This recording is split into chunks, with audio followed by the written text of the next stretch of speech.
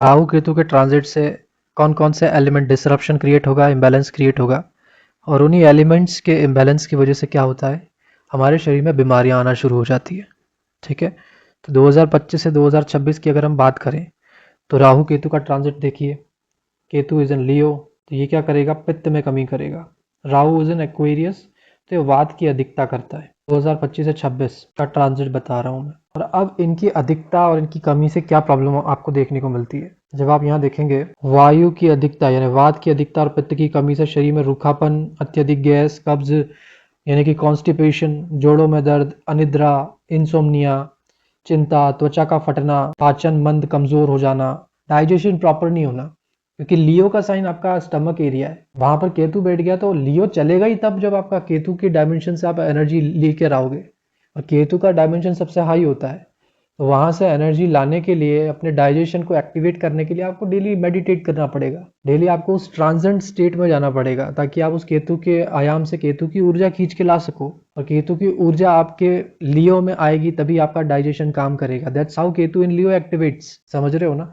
तो ये प्रॉब्लम यहाँ क्रिएट होता है। अब हम अगर दूसरे ट्रांजिट की बात करें, दूसरे ट्रांजिट की अगर हम बात करेंगे तो 2026 और 2027 में होना है। क्या होगा, केतु चला जाएगा कैंसर साइन में और राहु चला जाएगा कैप्रिकॉन में। केतु जो है कर्क में जाता है तो क्या करता है, आपके कफ को कम कर देता है, कफ में कमी आ जाती है।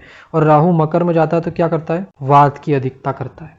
अब इसकी वजह से 2026 दिसंबर के बाद में, ये दिसंबर 2026 से लेकर के 2027 और 2028 के मिड तक, ये 18 महीने का जो पीरियड होने वाला है, उसमें क्या क्या समस्याओं का सामना करना पड़ सकता है। उसमें आप देखेंगे वात की अधिकता और कफ की कमी से शरीर में रूखापन, वात रोग, जोड़ों का दर्द यानी कि, और तो जो हमारे घुटनों में दर्द होता है, एंकलेट्स में पेन होता है, हड्डियों में दर्द होता है, वो सब चीज़ें आपको देखने को मिलेगा।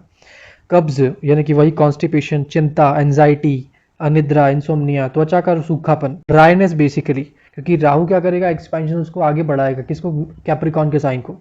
तो ड्राइनेस बढ़ने वाली है, वजन कम होना है, जो क्योंकि केतु आपका मून साइन में है, मून गवर्न करता है आपके वेट को। ठीक है, और कमजोरी जैसी बीमारियां होती है, यह शरीर में अस्थिरता और अत्यधिक सूखापन पैदा करती है। तो ड्राइनेस आपको ज़्यादातर देखने को मिलेगा बॉडी में।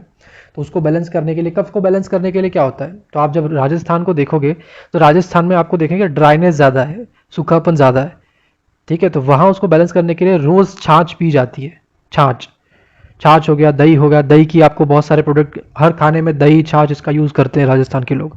और क्या होता है, बाजरे की रोटी होती है, बाजरे के आटे से रोटी जो बनती है वो बैलेंस करती है आपके अंदर के कफ को। तो ये आप 2026 के बाद से 2027 2028 ये 2 साल आप अगर इन चीज़ों का ध्यान देंगे तो ये सारी समस्याओं से आप दूर रहेंगे। खैर, अभी तो दिसंबर 2026 तक केतु लियो और राहु इन एक्वेरियस चलना है। तो उसके लिए क्या करोगे आप, हरड़े वटी हो गया, कपाल भाती हो गया, अनुलोम विलोम तो दोनों में करना है। देखो, अनुलोम विलोम से होता क्या है मैं बताता हूँ आपको।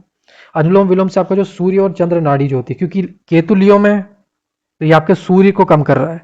केतु जब चंद्र में जाएगा तब आपके चंद्र को ये छुपा देगा, कम कर देगा। ठीक है, वहां पर आपका क्या हो जाएगा, डिटैचमेंट हो जाएगा, वहां आप ध्यान नहीं दे पाओगे। तो अभी क्या है कि केतु लियो में 2026 दिसंबर तक आपकी सूर्य नाड़ी पे आपको केंद्रित करना है ध्यान, यानी कि अनुलोम विलोम करना है बेसिकली।